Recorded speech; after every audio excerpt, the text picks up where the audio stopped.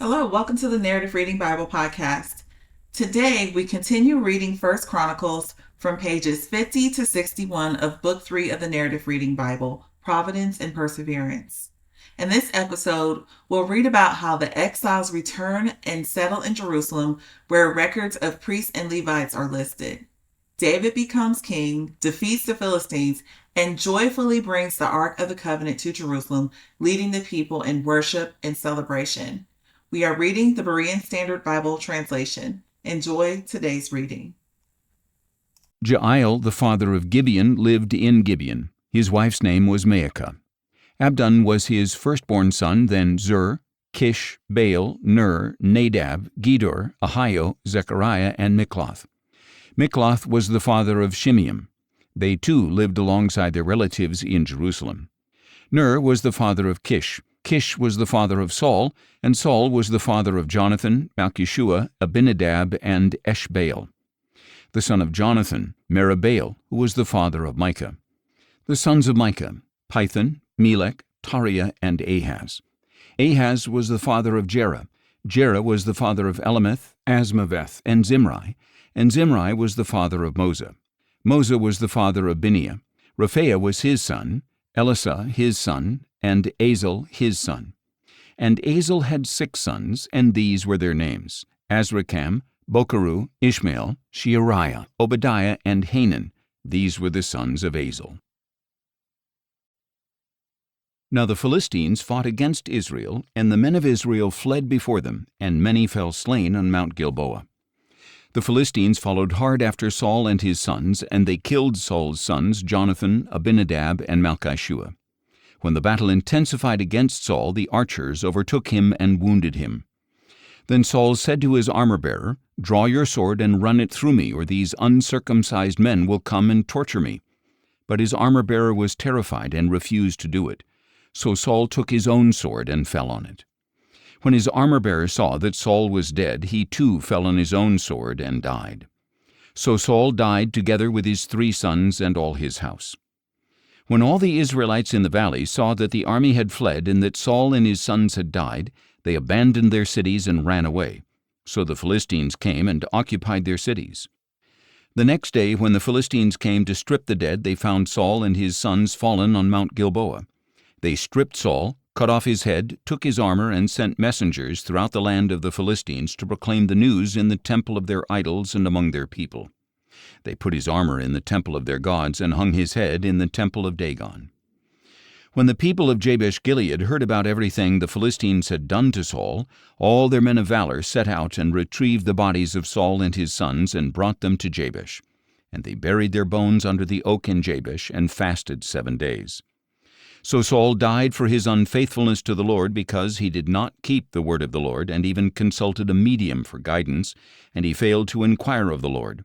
So the Lord put him to death and turned the kingdom over to David, son of Jesse. Then all Israel came together to David at Hebron and said, "Here we are, your own flesh and blood. Even in times past, while Saul was king, you were the one who led Israel out and brought them back. And the Lord your God said, 'You will shepherd my people Israel, and you will be ruler over them.' So all the elders of Israel came to the king at Hebron, where David made a covenant with them before the Lord. And they anointed him king over Israel, according to the word of the Lord through Samuel. Then David and all the Israelites marched to Jerusalem, that is, Jebus, where the Jebusites inhabited the land. The people of Jebus said to David, 'You will never get in here.' Nevertheless, David captured the fortress of Zion, that is, the city of David. Now David had said, 'Whoever is the first to strike down a Jebusite will become chief commander.' And Joab, son of Zeruiah, went up first, and he became the chief. So David took up residence in the fortress. That is why it was called the city of David. He built up the city around it, from the supporting terraces to the surrounding wall, while Joab restored the rest of the city. And David became greater and greater, for the Lord of hosts was with him. Now these were the chiefs of David's mighty men, who, together with all Israel, bolstered and strengthened his kingdom according to the word of the Lord concerning Israel. This is the list of David's mighty men. Jashobeam, son of Hachmoni, was chief of the officers. He wielded his spear against 300 men, whom he killed at one time. Next in command was Eleazar son of Dodo the Ahohite, one of the 3 mighty men. He was with David at Pasdammim when the Philistines gathered there for battle. At the place with a field full of barley, the troops fled from the Philistines. But Eleazar and David stationed themselves in the middle of the field and defended it. They struck down the Philistines, and the Lord brought about a great victory. 3 of the 30 chief men went down to David, to the rock at the cave of Adullam, while a company of Philistines was encamped in the valley of Rephaim. At that time David was in the stronghold, and the garrison of the Philistines was at Bethlehem. David longed for water and said, "Oh, that someone would get me a drink of water from the well near the gate of Bethlehem." So the 3 broke through the Philistine camp, drew water from the well at the gate of Bethlehem, and brought it back to David. But he refused to drink it. Instead he poured it out to the Lord, saying, "Far be it from me, my God, to do this. How can I drink the blood of these men who risked their lives?" Because they had brought it at the risk of their lives, David refused to drink it. Such were the exploits of the 3 mighty men. Now Abishai, the brother of Joab, was chief of the 3, and he lifted his spear against 300 men, killed them, and won a name along with the 3. He was doubly honored above the 3, and he became their commander, even though he was not included among the 3. And Benaiah son of Jehoiada was a man of valor from Kabzeel, a man of many exploits. He struck down 2 champions of Moab, and on a snowy day he went down into a pit and killed a lion. He also killed an Egyptian, a huge man, 5 cubits tall. Although the Egyptian had a spear like a weaver's beam in his hand, Benaiah went against him with a club, snatched the spear from his hand, and killed the Egyptian with his own spear. These were the exploits of Benaiah son of Jehoiada, who won a name alongside the 3 mighty men. He was most honored among the 30, but he did not become one of the 3, and David appointed him over his guard. Now these were the mighty men: Asahel the brother of Joab, Elhanan son of Dodo of Bethlehem, Shammath the Hararite, Helez the Pelonite, Ira son of Ikish the Tekoite, Abiezer the Anathothite, Sibbecai the Hushathite, Eli the Ahohite, Meharai the Netophathite, Heled son of Baanah the Netophathite, Ithai son of Ribai from Gibeah of the Benjamites, Benaiah the Pirathonite, Hurai from the brooks of Gaash, Abiel the Arbathite, Asmaveth the Baharamite, Eliabah the Shaalbonite, the sons of Hashem the Gizonite, Jonathan son of Shagi the Hararite, Ahiam the son of Sakar the Hararite, Eliphal son of Hefer the Macherathite, Ahijah the Pelonite, Hezro the Carmelite, Naarai son of Ezbai, Joel the brother of Nathan, Mibhar son of Hagri, Zelek the Ammonite, Naharai the Beerothite, the armor-bearer of Joab son of Zeruiah, Ira the Ithrite, Gareb the Ithrite, Uriah the Hittite, Zabad son of Olai, Adonah son of Shiza the Reubenite, chief of the Reubenites, and the 30 with him, Hanan son of Maacah, Joshaphat the Mithnite, Uzziah the Ashtarothite, Shema and Jeiel the sons of Hotham the Aroerite, Jediel son of Shimri and his brother Joha the Tizite, Eliel the Mahavite, Jerubai and Joshaviah the sons of Elnaam, Ithma the Moabite, Eliel, Obed, and Jaasiel the Mezobaite. Now these were the men who came to David at Ziklag while he was still banished from the presence of Saul son of Kish. They were among the mighty men who helped him in battle. They were archers, using both the right and left hands to sling stones and shoot arrows, and they were Saul's kinsmen from Benjamin.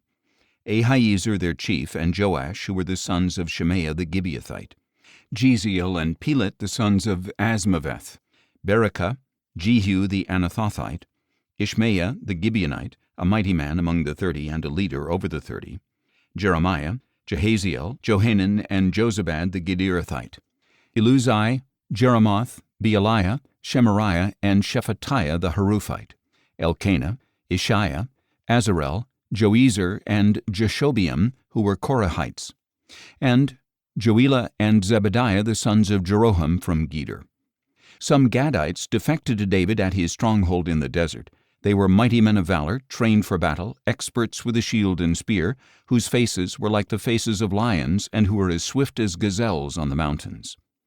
Ezer the chief, Obadiah the second in command, Eliab the third, Mishmannah the fourth, Jeremiah the fifth, Attai the sixth, Eliel the 7th, Johanan the 8th, Elzabad the 9th, Jeremiah the 10th, and Machbanai the 11th.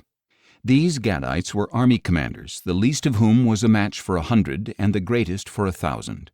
These are the ones who crossed the Jordan in the first month when it was overflowing all its banks, and they put to flight all those in the valleys, both to the east and to the west.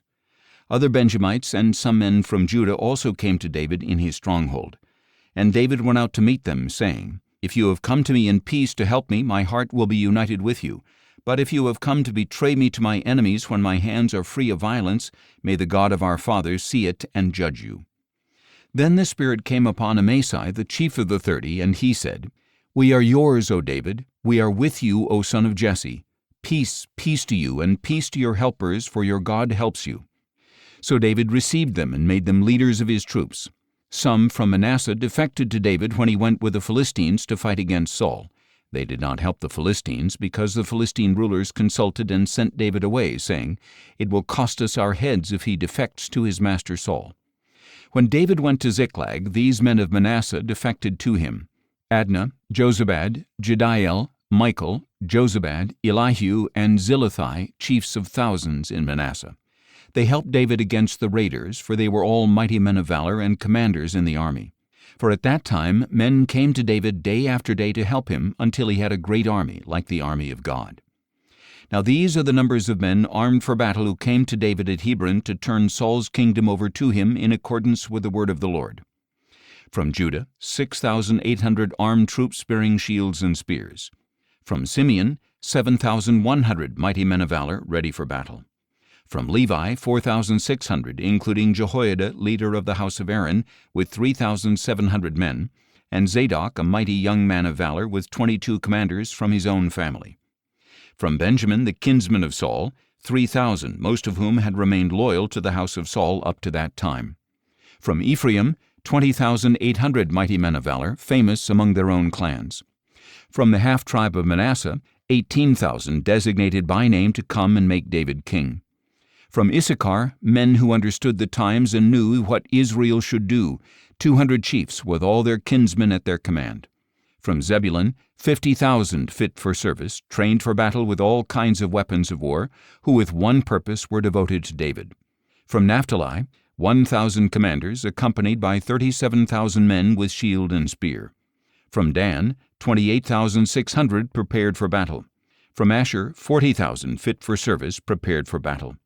And from east of the Jordan, from Reuben, Gad, and the half-tribe of Manasseh there, 120,000 armed with every kind of weapon of war. All these men of war, arrayed for battle, came to Hebron, fully determined to make David king over all Israel, and all the rest of the Israelites were of one mind to make David king. They spent 3 days there, eating and drinking with David, for their relatives had provided for them. And their neighbors from as far away as Issachar, Zebulun, and Naphtali came bringing food on donkeys, camels, mules, and oxen, abundant supplies of flour, fig cakes and raisin cakes, wine and oil, oxen and sheep. Indeed, there was joy in Israel. Then David conferred with all his leaders, the commanders of hundreds and of thousands. And he said to the whole assembly of Israel, "If it seems good to you, and if this is of the Lord our God, let us send word far and wide to the rest of our brothers in all the land of Israel, and also to the priests and Levites in their cities and pasture lands, so that they may join us. Then let us bring back the ark of our God, for we did not inquire of him in the days of Saul." And because this proposal seemed right to all the people, the whole assembly agreed to it. So David assembled all Israel from the river Shihor in Egypt to Lebo-Hamath to bring the ark of God from Kiriath-Jearim. David and all Israel went to Baalah of Judah, that is, Kiriath-Jearim, to bring up from there the ark of God the Lord, who is enthroned between the cherubim, the ark that is called by the name. So they carried the ark of God from the house of Abinadab on a new cart, with Uzzah and Ahio guiding the cart. David and all the Israelites were celebrating before God with all their might, with songs and on harps and lyres, with tambourines, cymbals, and trumpets. When they came to the threshing floor of Chidon, Uzzah reached out and took hold of the ark, because the oxen had stumbled. And the anger of the Lord burned against Uzzah, and he struck him down because he had put his hand on the ark. So he died there before God. Then David became angry because the Lord had burst forth against Uzzah, so he named that place Perez-Uzzah, as it is called to this day. That day David feared God and asked, "How can I ever bring the ark of God to me?" So he did not move the ark with him to the city of David. Instead, he took it aside to the house of Obed-Edom the Gittite. Thus the ark of God remained with the family of Obed-Edom in his house for 3 months, and the Lord blessed his household and everything he owned. Now Hiram, king of Tyre, sent envoys to David, along with cedar logs, stonemasons, and carpenters, to build a palace for him. And David realized that the Lord had established him as king over Israel and had highly exalted his kingdom for the sake of his people Israel. And David took more wives in Jerusalem and became the father of more sons and daughters. These are the names of the children born to him in Jerusalem: Shemua, Shobab, Nathan, Solomon, Ibhar, Elishua, Elpelet, Noga, Nepheg, Japhiah, Elishama, Beeliada, and Eliphalet. When the Philistines heard that David had been anointed king over all Israel, they all went in search of him. But David learned of this and went out to face them. Now the Philistines had come and raided the valley of Rephaim. So David inquired of God, "Should I go up against the Philistines? Will you deliver them into my hand?" "Go," replied the Lord, "for I will deliver them into your hand." So David and his men went up to Baal-perazim, where he defeated the Philistines, and said, "Like a bursting flood, God has burst out against my enemies by my hand." So they called that place Baal-perazim. There the Philistines abandoned their gods, and David ordered that they be burned in the fire. Once again the Philistines raided the valley. So David again inquired of God, who answered him, "Do not march up after them, but circle around them and attack them in front of the balsam trees. As soon as you hear the sound of marching in the tops of the balsam trees, move out to battle, because this will mean that God has marched out before you to strike the camp of the Philistines." So David did as God had commanded him, and they struck down the army of the Philistines all the way from Gibeon to Gezer. And David's fame went out into every land, and the Lord caused all nations to fear him. David constructed buildings for himself in the city of David, and he prepared a place for the ark of God and pitched a tent for it.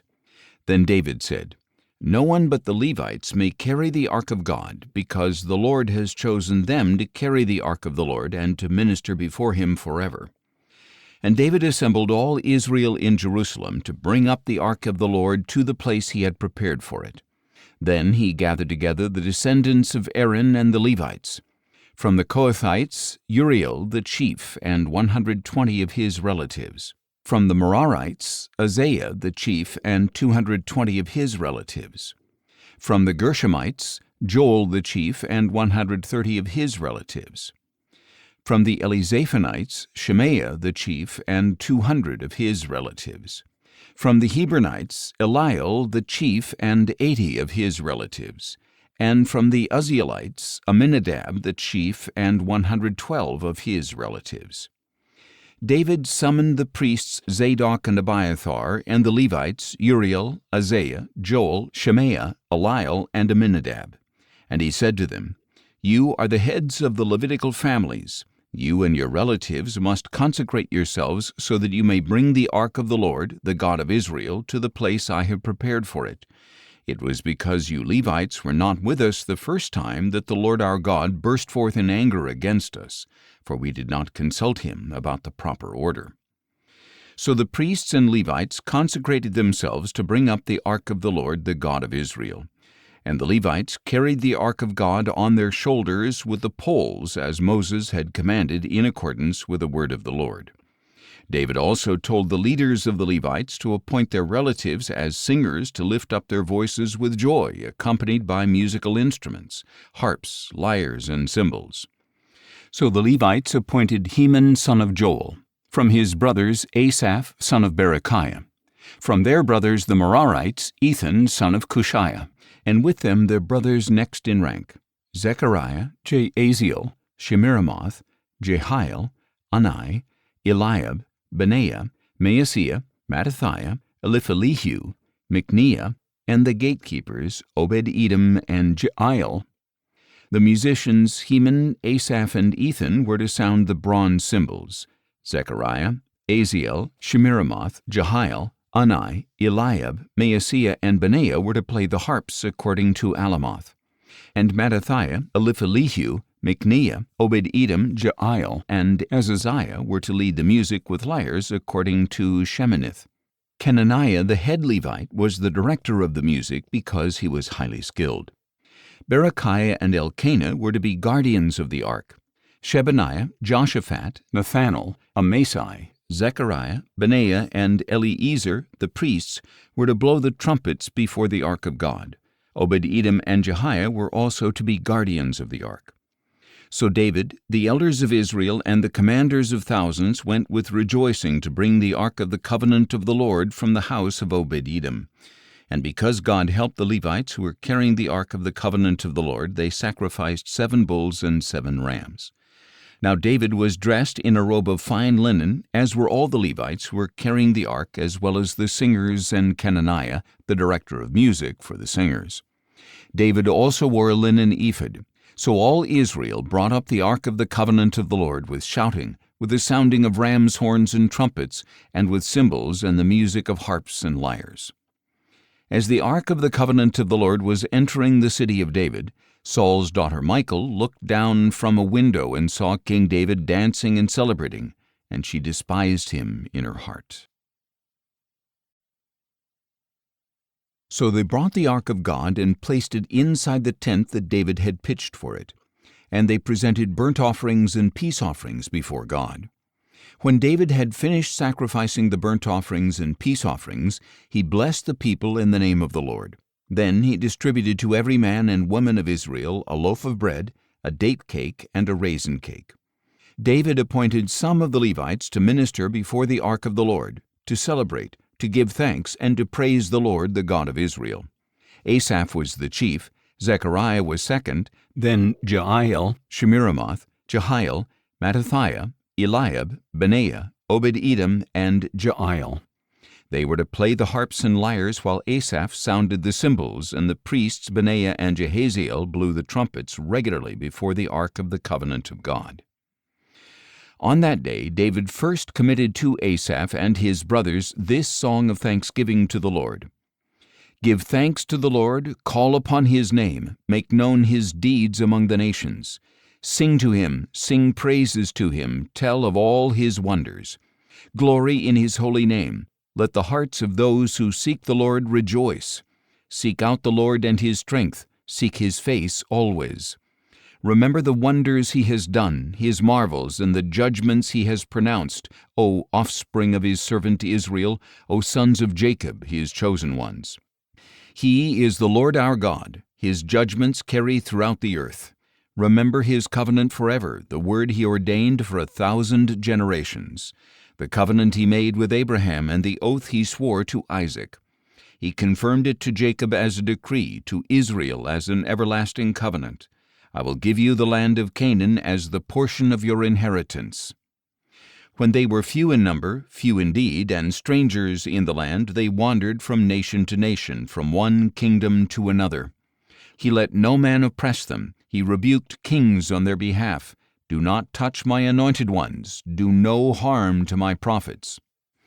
Sing to the Lord all the earth. Proclaim his salvation day after day. Declare his glory among the nations, his wonderful deeds among all peoples.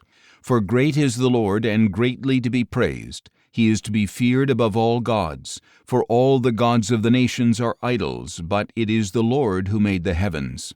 Splendor and majesty are before him. Strength and joy fill his dwelling. Ascribe to the Lord, O families of the nations. Ascribe to the Lord glory and strength. Ascribe to the Lord the glory due his name. Bring an offering and come before him.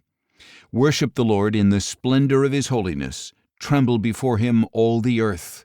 The world is firmly established. It cannot be moved.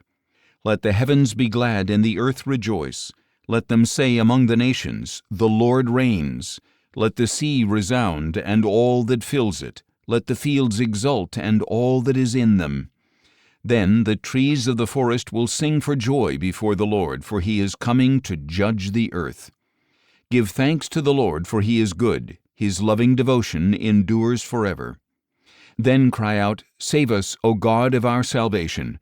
Gather and deliver us from the nations, that we may give thanks to your holy name, that we may glory in your praise. Blessed be the Lord, the God of Israel, from everlasting to everlasting." Then all the people said, "Amen," and praised the Lord. So David left Asaph and his brothers there before the ark of the covenant of the Lord to minister there regularly according to the daily requirements, along with Obed-Edom and his 68 relatives. Obed-Edom, son of Jeduthun, and also Hosa were to be gatekeepers. And David left Zadok the priest and his fellow priests before the tabernacle of the Lord at the high place in Gibeon to regularly present burnt offerings to the Lord on the altar of burnt offerings, morning and evening, according to all that was written in the law of the Lord, which he had commanded Israel to keep. With them were Heman, Jeduthun, and the rest of those chosen and designated by name to give thanks to the Lord, for his loving devotion endures forever. Heman and Jeduthun had with them trumpets and cymbals for the music and instruments for the songs of God, and the sons of Jeduthun were stationed at the gate. Then all the people departed for their homes, and David returned home to bless his household. Thank you for joining me today as we continued our reading of 1 Chronicles in the Narrative Reading Bible. As always, I encourage you to go to thenarrativereadingbible.com so you can access free resources for your group discussions and purchase all 6 volumes to read the entire Bible in 1 year. These resources are designed to enhance your understanding of the Bible's grand story. So join us tomorrow as we continue our reading of 1 Chronicles in pages 61 through 72 in Book 3, Providence and Perseverance. Until then, take care and God bless.